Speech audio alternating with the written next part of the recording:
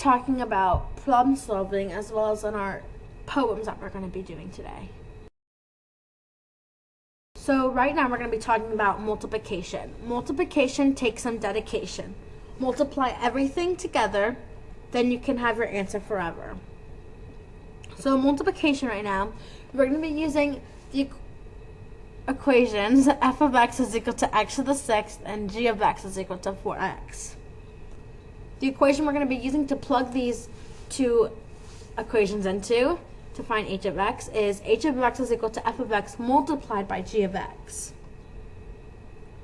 So step one is we're going to plug in what's given for f of x and what's given for g of x. Like so, h of x is equal to x to the sixth multiplied by 4x. All we did was plug in what was given for f of x and what was given for g of x. Step two is we're going to multiply everything together, such that as h of x is equal to 4x to the seventh. Now how we got this was the 4x comes from g of x, and the seventh comes from, you have x to the sixth and you're multiplying. When you multiply, you associate that with addition. So on the 4x, there's an implied 1 to the exponential power. That's what we have. So 6 plus 1 is going to give us 7, and that's how we get 4x to the seventh.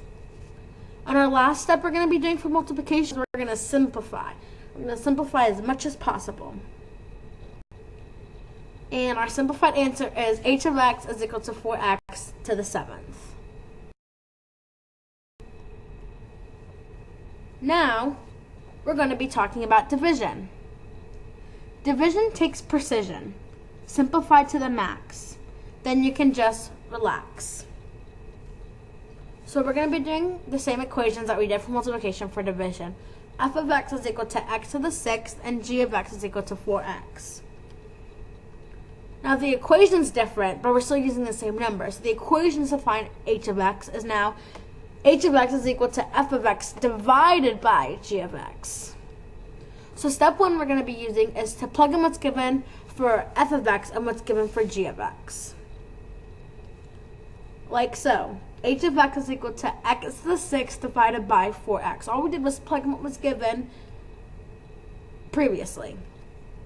Our second step is we're going to set f of x over g of x, like so. So now when we do this, it's going to be easier for us to do the actual division part. So now we have h of x is equal to x to the sixth over 4x. And our last step is to simplify and to divide.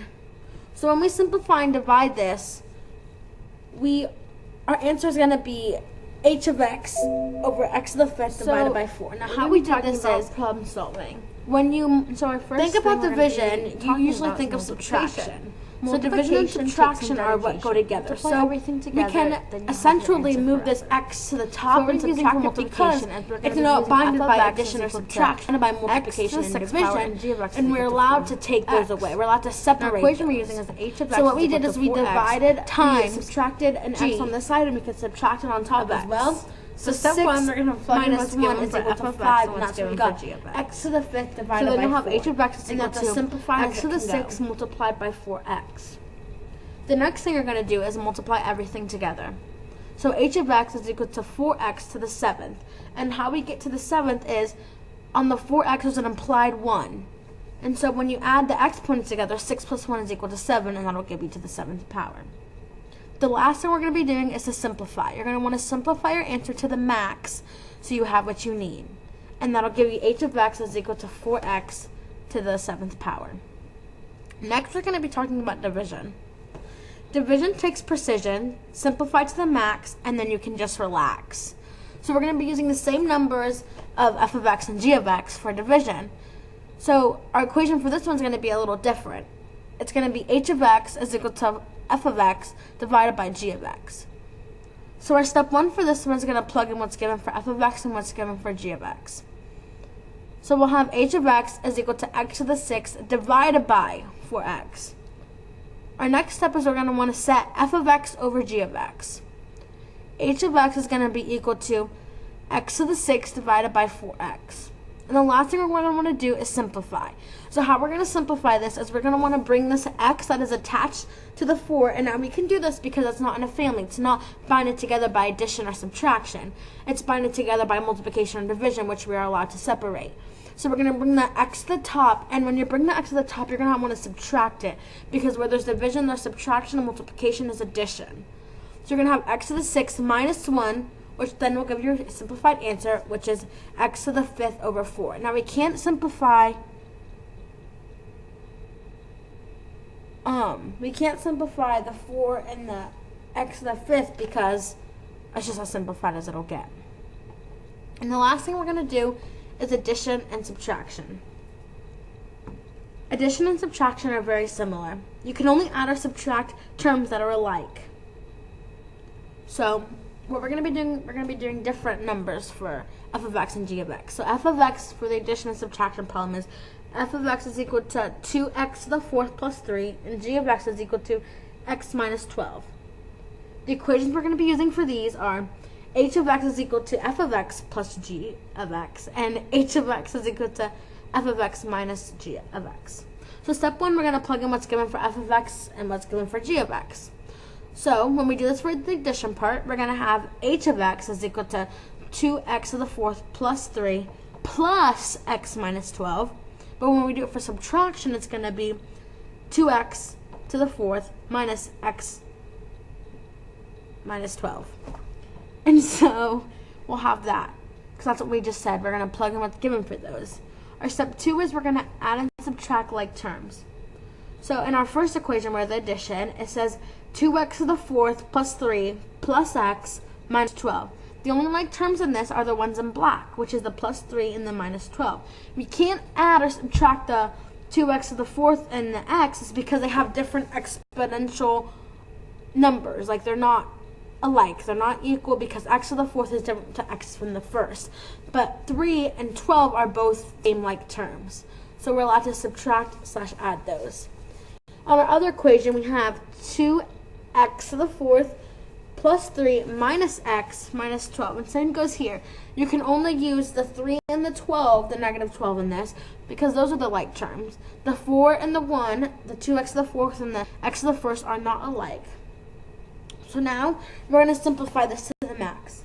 So for our first equation, we're going to have h of x is equal to 2x to the 4th plus x minus 9. We have a plus x because there's no like terms with the x, and it's just an addition sign. So the addition sign is going to follow the x wherever it goes. And the 3 plus the negative 12 is going to give us negative 9.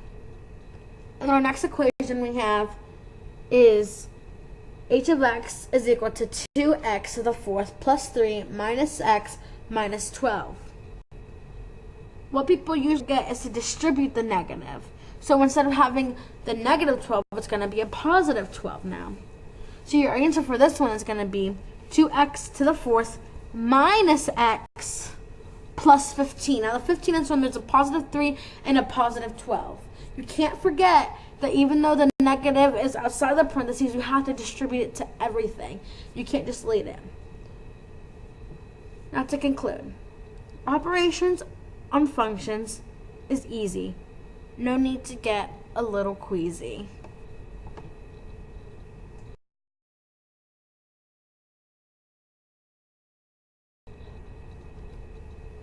The last thing we're going to be talking about is addition and subtraction. Addition and subtraction are very similar. You can only add or subtract terms that are alike. So for this one, we're going to be using two different equations for f of x and g of x. F of x is equal to 2x to the 4th plus 3, and g of x is equal to x minus 12. Now the equations for these are different from the multiplication and division. H of x is equal to f of x plus g of x. So that's going to be our addition equation. And h of x is equal to f of x minus g of x is going to be for our subtraction. They're very similar, as you can see. Step 1 is we're going to plug in what's given for f of x and what's given for g of x. Blah, blah, blah. So h of x is going to be equal to 2x to the 4th plus 3 plus x minus 12. And for our subtraction problem, we're going to be doing h of x is equal to 2x to the fourth minus x minus 12. Our second term is we're going to add and subtract like terms, such that of this. So when you're adding and subtract like terms for addition, it's usually easy. You can fly by them, you can tell what they're like. Now what you can get mixed up a little bit is when you see 2x to the fourth and x, you automatically see, oh, x. They have a common factor. Wrong. 2x to the fourth is an x to the fourth power. What we have on the other one is just x to the first power. Now, x to the fourth power and x to the first power are totally different things. Therefore, you cannot add those together. But what you can add together is the 3 and the negative 12. Although they are one's from a negative and one's for a positive, they are both the same. They're both integers. Therefore, you can add this together. Now, for subtraction, you have 2x to the fourth plus 3 minus x plus 12. So, like I said earlier, you cannot add or subtract the 2x to the fourth and the negative x because they are not the same. But what you can do is the positive 3 and positive 12. So our last step is to simplify these equations. And the simplified versions of these equations are h of x is equal to 2x to the fourth plus x minus 9. Now what we did to get the minus sign is we minus 12 and we added that to 3, and that'll give us our negative 9.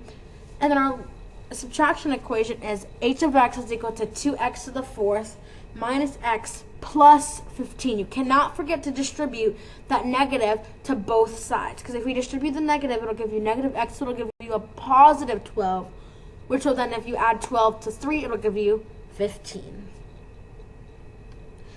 Lastly, operations on functions are very easy. No need to get a little queasy.